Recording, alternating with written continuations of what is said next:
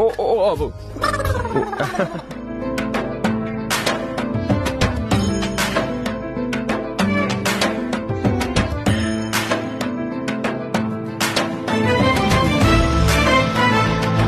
Hello, ఏంటి నాకు తెలియకుండా నా వెనకే తిరుగుతున్నారు?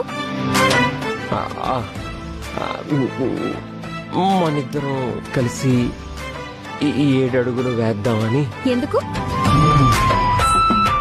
ఆ, మీతో కలిసి ఉందామని.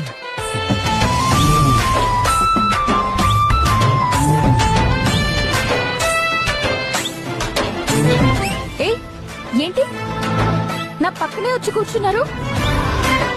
అంటే జీవితాంతం నేను మీ పక్కనే మీతో కలిసి ఉందామని.